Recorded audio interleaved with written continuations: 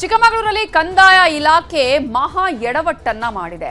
ಅರಣ್ಯ ಇಲಾಖೆಯ ಕ್ರಮಕ್ಕೆ 150ಕ್ಕೂ ಅಧಿಕ ಕುಟುಂಬಗಳು ಕಂಗಾಲಾಗಿವೆ. 1992ರಲ್ಲಿ ಹಕ್ಕು ಪತ್ರವನ್ನ ನೀಡಿದಂತಹ ಜಾಗ ಇದೀಗ ಅರಣ್ಯ ಇಲಾಖೆಯದ್ದು ಅಂತ ಅರಣ್ಯ ಇಲಾಖೆ ಹೇಳ್ತಾ ಇದೆ. ಚಿಕ್ಕಮಗಳೂರಲ್ಲಿ ಕಂದಾಯ ಇಲಾಖೆಯ ಮಹಾ ಎಡವಟ್ಟು, ಅರಣ್ಯ ಇಲಾಖೆಯ ಕ್ರಮಕ್ಕೆ ಇದೀಗ 150ಕ್ಕೂ ಅಧಿಕ ಕುಟುಂಬಗಳು ಕಂಗಾಲಾಗಿ ಹೋಗಿದೆ. ಹಕ್ಕುಪತ್ರ ಇರುವ ಜಾಗದಲ್ಲಿ ಮನೆ ಕಟ್ಟಬೇಕು ಅಂತ ಜನ ಮನೆ ಕಟ್ಟೋದಕ್ಕೆ ಹೋದ್ರೆ ತಮ್ಮ ಹತ್ರ ಹಕ್ಕುಪತ್ರ ಇದ್ರೂ ಕೂಡ ಅವರಿಗೆ ಅಡ್ಡಿ ಆಗ್ತಾ ಇದೆ. ಕಾರಣ ಅರಣ್ಯ ಇಲಾಖೆಯ ವಿರುದ್ಧ ಟೆಂಟ್ ಹಾಕಿ ಈಗ ಗ್ರಾಮಸ್ಥರು ಪ್ರತಿಭಟನೆಯನ್ನ ಮಾಡ್ತಿದ್ದಾರೆ. ಕಡೂರು ತಾಲೂಕಿನ ಗೌಡನಕಟ್ಟೆ ಹಳ್ಳಿ ಜನ ಆಕ್ರೋಶವನ್ನ ವ್ಯಕ್ತಪಡಿಸಿದ್ದಾರೆ. 150ಕ್ಕೂ ಅಧಿಕ ಜನರಿಗೆ ಹಕ್ಕುಪತ್ರವನ್ನ ಕಂದಾಯ ಇಲಾಖೆ ಕೊಟ್ಟಿತ್ತು. ಈಗ ಅದು ಅರಣ್ಯ ಇಲಾಖೆಗೆ ಸೇರಿದ ಜಾಗ ಅಂತ ದಾಖಲೆಗಳಲ್ಲಿ ಇದೆ. ಮನೆ ಕಟ್ಟಲು ಬಿಡಲ್ಲ ಅಂತ ಅರಣ್ಯ ಇಲಾಖೆ ಹೇಳ್ತಾ ಇದೆ. ಅಧಿಕಾರಿಗಳು ಏನ್ ಮಾಡ್ತಾರೆ ಹಾಗಾದ್ರೆ? ಯಾವ ರೀತಿಯಾಗಿ ಜನರಿಗೆ ಹಕ್ಕುಪತ್ರ ಕೊಡೋದು ಸರ್ಕಾರ, ಮತ್ತೊಂದು ಕಡೆ ಅದನ್ನೇ ಗೌರ್ಮೆಂಟ್ ಜಾಗ, ಅದನ್ನೇ ಅರಣ್ಯ ಇಲಾಖೆ ಜಾಗ ಅಂತ ಹೇಳೋದು. ಹಕ್ಕುಪತ್ರ ನೀಡಿದ ಜಾಗವನ್ನ ಕಂದಾಯ ಇಲಾಖೆಗೆ ವರ್ಗಾಯಿಸಿ. ಗೌಡನಕಟ್ಟೆ ಹಳ್ಳಿ ಗ್ರಾಮದ ಸರ್ವೆ ನಂಬರ್ 42 ಮತ್ತು 43ರಲ್ಲಿರುವ ಜಾಗ ಗೋಮಾಳ ಜಾಗಕ್ಕೆ ಹಕ್ಕುಪತ್ರ ವಿತರಣೆಯನ್ನ ಮಾಡಿತ್ತು ಕಂದಾಯ ಇಲಾಖೆನೆ. ಈಗ ಪ್ರತಿಭಟನಾ ಸ್ಥಳಕ್ಕೆ ಕಡೂರು ತಹಶೀಲ್ದಾರ್ ಪೂರ್ಣಿಮಾ ಭೇಟಿ ಕೊಟ್ಟಿದ್ದಾರೆ. ಯಗಟಿ ಪೊಲೀಸ್ ಠಾಣಾ ವ್ಯಾಪ್ತಿಯಲ್ಲಿ ಘಟನೆ ನಡೆದಿದ್ದು ಚಿಕ್ಕಮಗಳೂರು ಜಿಲ್ಲೆಯ ಕಡೂರು ತಾಲೂಕಿನ ಜನ ಆಕ್ರೋಶವನ್ನ ವ್ಯಕ್ತಪಡಿಸ್ತಾ ಇದ್ದಾರೆ. ನಿಮ್ಗೆ ನಾವು ದಾಖಲೆಗಳನ್ನ ತೋರಿಸ್ತಾ ಇದೀವಿ ನೋಡಿ. ಒಂದ್ ಕಡೆ ಗೋಮಾಳ ಅಂತ ಹೇಳಿ, ಪಕ್ಕದಲ್ಲೇ ಅರಣ್ಯ ಅಂತ ಹೇಳಿ ಬರ್ದಿದ್ದಾರೆ. ಸೊ ಕಂದಾಯ ಇಲಾಖೆಯ ಅಂಡರ್ಗೆ ಬರುತ್ತೆ ಗೋಮಾಳ ಅಂತ ಹೇಳಿ. ಅದೇ ಕಾರಣಕ್ಕಾಗಿ ಜನರಿಗೂ ಕೂಡ ಹಕ್ಕುಪತ್ರ ಕೊಟ್ಟಿರೋದು. ಆದ್ರೆ ಅರಣ್ಯ ಇಲಾಖೆಗೆ ಪೂರ್ಣ ವರ್ಗಾಯಿಸಲಾಗಿದೆ ಅನ್ನೋದನ್ನ ಕೂಡ ಅಲ್ಲೇ ಮೆನ್ಷನ್ ಮಾಡಲಾಗಿದೆ. ಹಾಗಾಗಿ ಇದೀಗ ಕಂದಾಯ ಇಲಾಖೆ ಆ ಕಡೆ ಜನರಿಗೂ ಹಕ್ಕುಪತ್ರ ಕೊಟ್ಟು ಈ ಕಡೆ ಅದನ್ನ ಅರಣ್ಯ ಇಲಾಖೆಗೂ ಪೂರ್ಣವಾಗಿ ವರ್ಗಾಯಿಸಲಾಗಿದೆ ಅಂತ ಹೇಳಿ ಅರಣ್ಯ ಇಲಾಖೆ ಜಾಗ ಅಂತ ಹೇಳಿದ್ರೆ, ಹಾಗಾದ್ರೆ ಇಲ್ಲಿ ಏನ್ ಮಾಡಿದೆ ಕಂದಾಯ ಇಲಾಖೆ? ಎಷ್ಟು ದೊಡ್ಡ ಮಟ್ಟದಲ್ಲಿ ಜನರನ್ನ ಬೀದಿಗೆ ತಳ್ಳುವ ಕೆಲಸವನ್ನ ಮಾಡಿದೆ ಅನ್ನೋದನ್ನ ನಾವಿಲ್ಲಿ ಗಮನಿಸಬೇಕಾಗತ್ತೆ. ಅರಣ್ಯ ಇಲಾಖೆ ಹೇಳ್ತಾ ಇದೆ ನಮ್ ಜಾಗ ಇದು ಅಂತ ಹೇಳಿ, ಆದ್ರೆ ಜನ ಹೇಳ್ತಾರೆ ನಮ್ಗೆ ಹಕ್ಕುಪತ್ರ ಕೊಟ್ಟಿದ್ದಾರೆ ಸ್ವಾಮಿ ಕಂದಾಯ ಇಲಾಖೆಯವರೇ ಅಂತ ಹೇಳಿ. ಸೊ ಇವರು ಮಾಡುವ ಎಡವಟ್ಟು ಜನರನ್ನ ಬೀದಿಗೆ ತಳ್ತಾ ಇದೆ.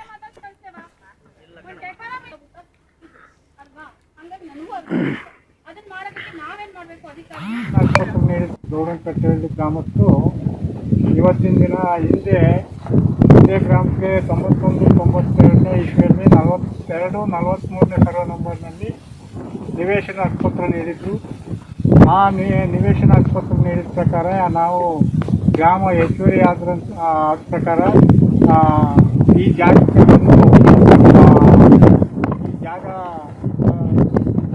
ಕಟ್ ಮಾಡ್ಕೊಂಡು ಅದನ್ನು ಮನೆ ಕಟ್ಕೊಳಕ್ಕೆ ಅಂತ ಬಂದಾಗ ಅರಣ್ಯ ಇಲಾಖೆ ಬಂದು ನಮ್ಮ ಅರಣ್ಯ ಇಲಾಖೆ ಒಳಗೆ ಐತಿ, ಆ ಉದ್ದೇಶದಿಂದ ಇದನ್ನು ನೀವು ಕಟ್ಟಕ್ಕೆ ಬಿಡೋದಿಲ್ಲ, ನಾವು ಕಿತ್ತಾಕ್ತೀವಿ ಅಂತೇಳಿ ಆ ಉದ್ದೇಶದಿಂದ ಪ್ರತಿಭಟನೆ ಮಾಡ್ತಾ ಇದ್ದೀವಿ.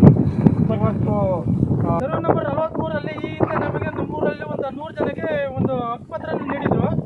ಈಗ ಬಂದು ಈ ಗ್ರಾಮದವರು ಮನೆ ಇರ್ತವರೆಲ್ಲ ಬಂದು ಮನೆ ಕಟ್ಟಕ್ಕೆ ಸಂದರ್ಭದಲ್ಲಿ ಅರಣ್ಯ ಇಲಾಖೆಯವರು ಏನಾಗ್ತಾರೆ ನಮ್ಮ ಜಾಗ ಈ ಗೋಮಾಳದಲ್ಲಿ ಅವಾಗ ಆ ಹಕ್ಕುಪತ್ರ ಹಿಡ್ಕೊಂಡು ನಾವೀಗ ಏನ್ ಮಾಡಿದ್ವಿ ಅಂದ್ರೆ ಬಂದ್ಬಿಟ್ಟು ಮನೆ ಕಟ್ಕೊಳ್ಳೋಣ ಅಂತ ಬಂದ್ವಿ.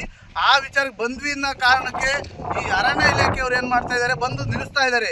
ಹೇಗೆ ಕಟ್ತೀರಿ, ಇದು ನಮ್ದು ಅಂತ ಹೇಳ್ತಿದಾರೆ. ನಮಗೆ ಹಕ್ಕುಪತ್ರ ಕೊಟ್ಟರೋ ಸುಳ್ಳು, ಇಲ್ಲ ಅರಣ್ಯ ಇಲಾಖೆಯವ್ರು ಹೇಳ್ತಿರೋ ಸುಳ್ಳು ಒಂದು ನಮಗೆ ಗೊತ್ತಾಗ್ತಾ ಇಲ್ಲ. ಆದ ಕಾರಣ ನಾವು ಈ ಹೋರಾಟವನ್ನು ಎಂದಿಗೂ ನಿಲ್ಲಿಸೋದಿಲ್ಲ. ಮನೆ ಕಟ್ಟೋ ಮಿಸ್ ಆಗಿಲ್ಲ, ನಾವೀಗ ಬಂದಿಲ್ಲಿ. ಇದರ ಬಗ್ಗೆ ಇನ್ನಷ್ಟು ಡೀಟೇಲ್ಸ್ ಕೊಡೋದಕ್ಕೆ ನಮ್ಮ ರಿಪೋರ್ಟರ್ ಯೋಗೇಶ್ ಕಾಮೇನಹಳ್ಳಿ ಈಗ ಫೋನ್ ಸಂಪರ್ಕದಲ್ಲಿ ಜಾಯ್ನ್ ಆಗಿದ್ದಾರೆ. ಯೋಗೇಶ್, ಈಗಾಗಲೇ ಹಕ್ಕುಪತ್ರವನ್ನ ಕೊಟ್ಟಿದ್ದು ಯಾವಾಗ ಜನರಿಗೆ 1992ರಲ್ಲಿ, ಆದ್ರೆ ಈಗ ಅರಣ್ಯ ಇಲಾಖೆ ಜಾಗ ಅಂತ ಹೇಳ್ತಿದ್ದಾರೆ. ಕಂದಾಯ ಇಲಾಖೆ ಏನ್ ಮಾಡ್ತಾ ಇದೆ? ಕಂದಾಯ ಇಲಾಖೆ ಮಾಡಿರೋದು ಜನರನ್ನೇನು ಬೀದಿಗೆ ತಳ್ಳಬೇಕು ಅಂತಾನ ಈ ರೀತಿಯಾಗಿ ಮಾಡಿರೋದು?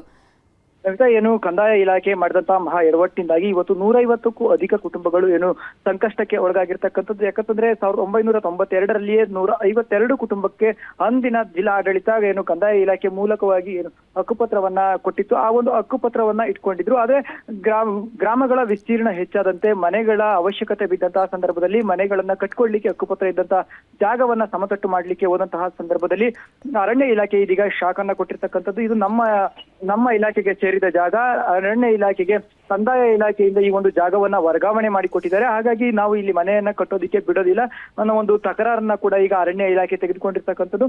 ಈ ನಿಟ್ಟಿನಲ್ಲಿ ಏನು ಚಿಕ್ಕಮಗಳೂರು ಜಿಲ್ಲೆಯ ಕಡೂರು ತಾಲೂಕಿನ ಗೌಡನಕಟ್ಟೆಹಳ್ಳಿ ಗ್ರಾಮಸ್ಥರು ಸಾಕಷ್ಟು ಕಂಗಾಲಾಗಿದ್ದಾರೆ ಅಂತಾನೆ ಹೇಳ್ಬೋದಾಗಿದೆ. ಯಾಕಂತಂದ್ರೆ 1992ರಲ್ಲಿ 150ಕ್ಕೂ ಅಧಿಕ ಕುಟುಂಬಗಳಿಗೆ ಸರ್ಕಾರವೇ ಒಂದು ಹಕ್ಕುಪತ್ರವನ್ನ ಕೊಟ್ಟಿದ್ರು ಕೂಡ ಇದೀಗ ಅರಣ್ಯ ಇಲಾಖೆಯವರು ತಕರಾರನ್ನ ತೆಗೆದಿರೋದ್ರಿಂದಾಗಿ ಬೇರೆ ದಾರಿ ಕಾಣದೆ ಅದೇ ಜಾಗದಲ್ಲಿ ಈಗ ಗೌಡನಕಟ್ಟೆಯ ಗ್ರಾಮದ ಇಡೀ ಗ್ರಾಮಸ್ಥರು ಕೂಡ ಟೆಂಟ್ ಅನ್ನ ಹಾಕೊಂಡು ಪ್ರತಿಭಟನೆಯನ್ನ ಮಾಡ್ತಾ ಇರತಕ್ಕಂಥದ್ದು.